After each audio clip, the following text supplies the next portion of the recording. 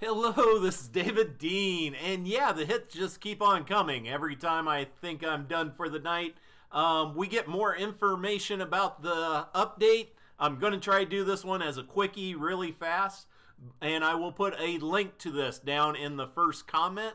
But they have put out a spreadsheet. This is something done by Magis over at Epic of all the perks coming out with the heroes tomorrow, just so you got something to actually put this together with. And along with that is some of the team perks unlocks. On this one, it is just the ones that you get from unlocking mythic heroes, but there will be other ones you can get from doing quests. But this really looks amazing. They have some new perks in here we've never seen before, and I'm just going to go through some of those really quick with you. And then also things like Wukong. He is a soldier, mythic, and he has explosive rounds. Eliminate enemies can cause an AoE explosion. And then if you go over here, his team perk he gives you is Soaring Mantis. Usually I refer to him just as Monkey King, and a lot of people thought he should have been a ninja instead of a soldier. And they actually gave him a ninja team perk over here, granting 2 extra mana sleeps. And then if you hop back over with Quick Draw Calamity, her team perk is Hot Swap. Eliminations increase damage of all weapon types for a time. Stacks 1 time for each weapon type's elimination. Alright. But they also get into some really interesting ones. Somebody let me know of these 2 on my Twitter account. First, Fallen Love Ranger Jonesy. Fuel for the Fallen.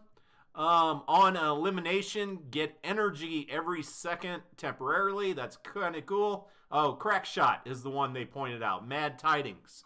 Dealing range weapon damage grants stacks of madness. Each stack increases damage, but decreases weapon accuracy.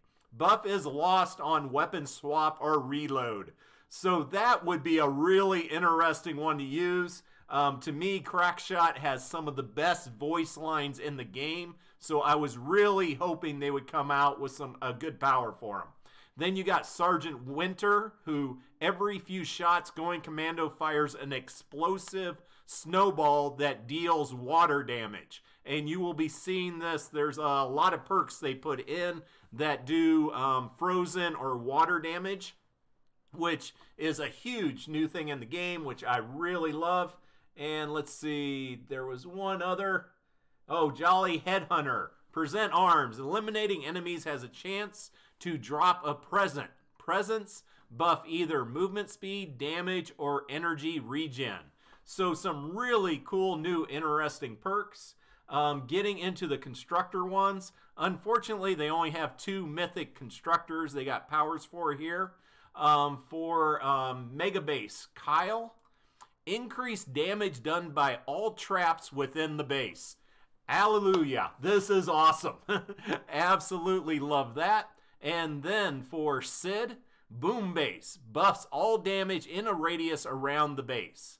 And since he's specialized, or before specialized in hammer damage, it's not specific here, but it sounds like if your character is in the area protected by the base, all damage done by them is going to be increased, which really increases the reason to have a Constructor or have somebody with this perk in your mission, and having somebody with that really big AoE coverage for a Constructor base.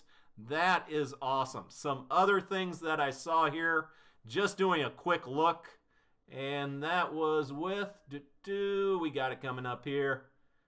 And let's see, Ice King, Frozen Castle. Base snares enemies that are on base reinforced structures. So this is something I will have to test out. So anything that comes onto a structure protected by the base, their movement speed suddenly slows down. Now, is this something that will stack with the wooden floor spikes? Or is it the same, so there's no reason to put down wooden floor spikes by anything covered with the base? Don't know. We'll definitely have to test that out. But there are some really cool perks in here, and you can see they got this set up where you can see over here what the perk is going to affect. So if you want to make the greatest decoy constructor hero, you can just go down this row, see where the decoy ones are, and then look over here. Decoy damages melee attackers, reduces the cooldown of decoy, increases the duration of decoy, and you can put it together like that. On the soldiers, I know a lot of people really wanted more with snipers. Unfortunately, there's only 2 specific for snipers.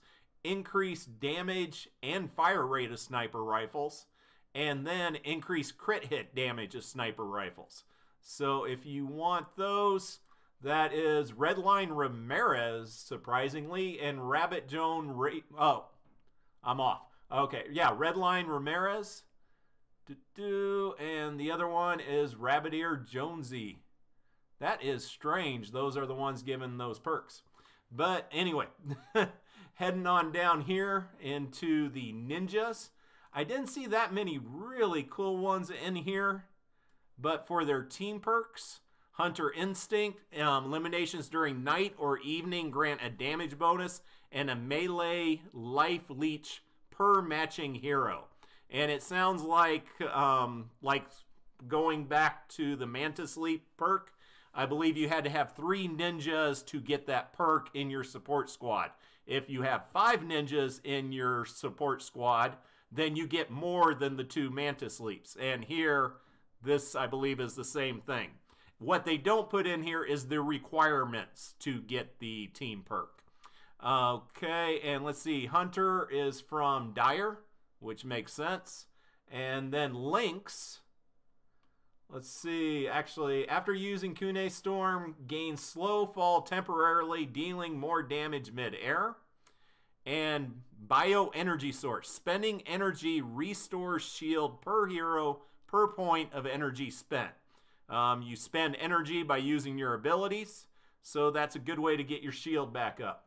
For the Cloak Star, round trip. Throwing stars return to you after hitting their targets or a certain time. So kind of a boomerang effect. So basically you end up hitting things twice with your throwing stars, going through them and then coming back. And then for Blade Storm Enforcer, Endless Shadow, increases shadow stance duration per matching hero. And then we get down to Outlanders, and this one definitely had some cool ones. Not gonna go through them all, but Ice Queen, cold to the touch. All damage is increased against enemies who are frozen. So before we saw where, I think it was the Ice King, where anything covered by a structure is frozen, which frozen does not mean frozen in place. Evidently, it means it has the water effect and moves slowly. But now the Ice Queen does more damage against those enemies, any that are frozen.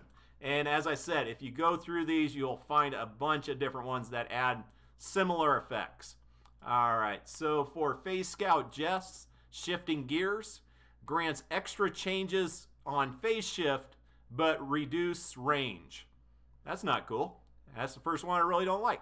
All right, Shake It Off from Sub-Zero Zenith. This one I like. Sniper critical hits apply water affliction. So, and sniper critical hits additional freezes enemies. So this is another one where they're adding that freeze effect.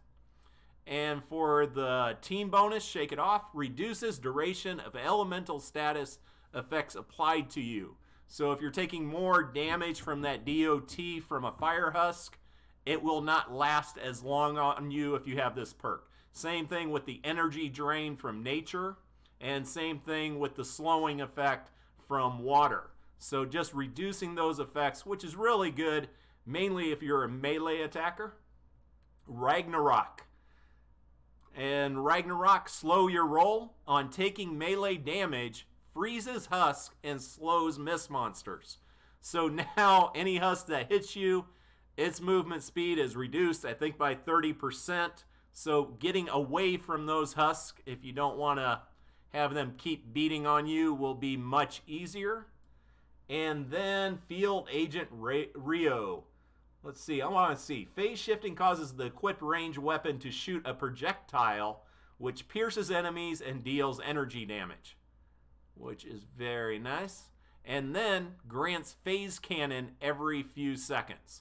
So get that ability on there.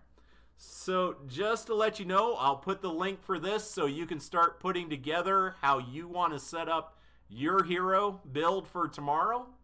But yeah, the hits just keep on coming. Thank you all. We are getting almost to 100,000 subscribers. Thank you so much for that. Thank you for supporting me and support a creator. And if you're not supporting me, please, please support somebody and support a creator. That's just money. I would really rather it see to people putting out content than just piling up in the CEO's pockets over at Epic Games, even though I like those guys, but hey, they got plenty of money.